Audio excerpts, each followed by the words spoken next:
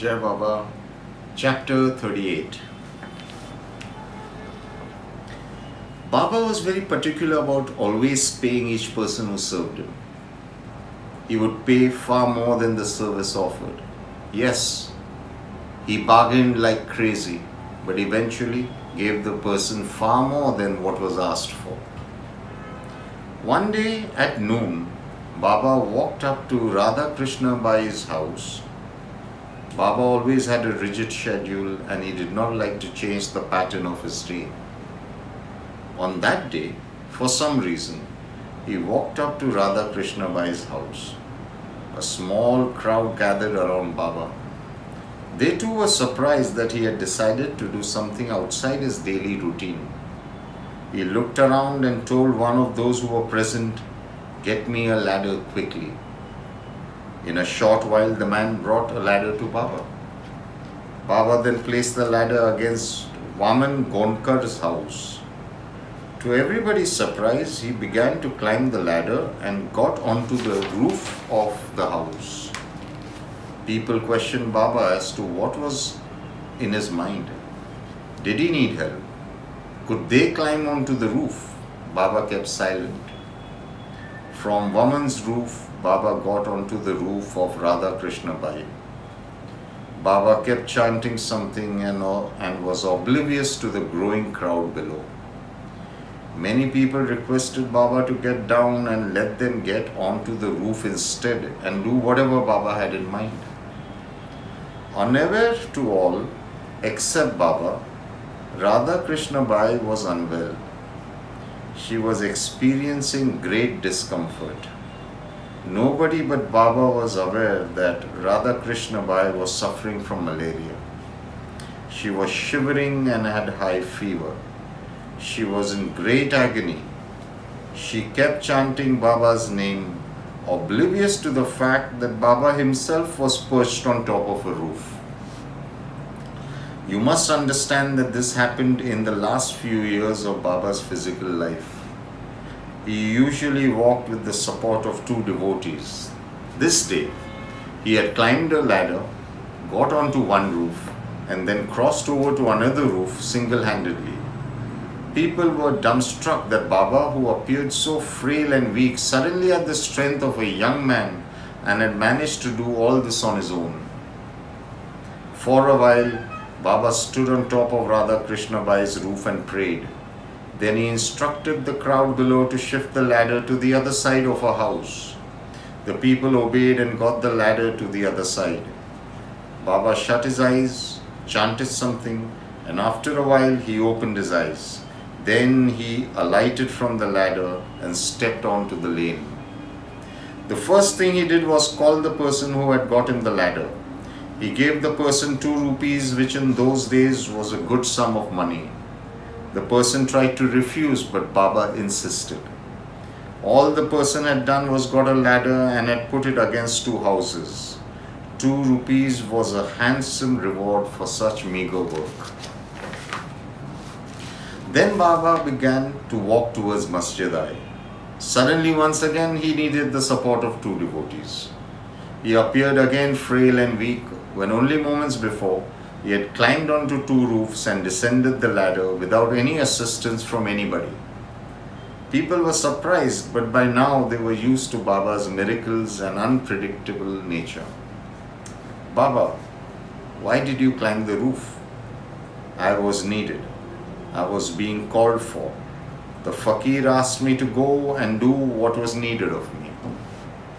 "Baba, why did you pay the man so much money as he barely did anything to be paid the sum of 2 rupees? Baba said, "Never ever take anybody's labor free of cost. Always pay everybody for any work done for you and pay them promptly. Never delay their payment.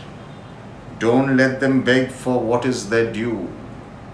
It is fine to seek work from others, but always pay them more than their services.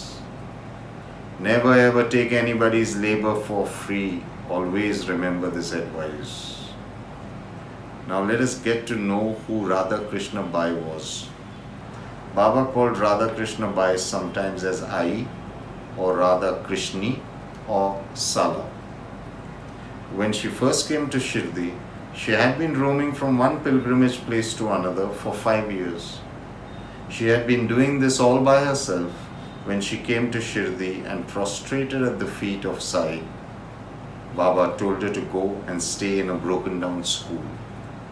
The place was also in a dilapidated condition, but Radha Krishna Bai quietly went to the broken down school and made it a home. Her life was filled with tragedy. She was married at the age of 17 and a week later her husband passed away. She was accused of bringing bad luck to her husband, and because of this she was an emotional and mental wreck. She searched for spiritual answers for 5 years by visiting one pilgrim place from another, trying to bring about some peace in her heart and mind, but to no avail. She heard of Sai Baba of Shirdi and decided to go and take his refuge. He was known as the one who gave refuge to those who were broken and miserable. The moment she set her eyes on Baba, she completely surrendered to him. Baba became her Lord and Master. She served Baba wholeheartedly and selflessly for 10 years. She wasn't an easy person to be with, but where Sai was concerned, she was like clay in his hands. She obeyed every word of Baba, but for some reason, Baba was very strict with her. Baba had indicated to those who were close to him that he had no option but to be strict with her, as she had been born with a huge karmic load, and if Baba had not worked on a karmic blueprint, I would have lifetimes of suffering. She had served Baba completely, and she served him devotedly and did exactly what was told to her. She only ate food which Baba sent for her. If Baba did not send food for her, she would fast that entire day and night happily. How did she die? She got burnt alive. A lot of people think that she committed suicide, but Baba said no. Yes, she got burnt alive, but she did not end her life. Baba climbed onto her roof when she had malaria, but the day she got burnt alive, he did nothing. He sat less than 100 feet from the incident, but he did nothing. Why? The Master knows best. Sometimes the Master feels that it is best to die once than to die countless times due to the weight of karma. If the Master feels that death is the best way out for that loved one, the Master permits the calamity to take place for the largest well-being of that person. In such a case, the Master does nothing. Strange are the ways of our Lord and Master Sainath. We shall continue to talk about I in the next chapter. Peace be to all. Baba knows best. Keep repeating this mantra. Keep at it. Keep at it. Jai Sai.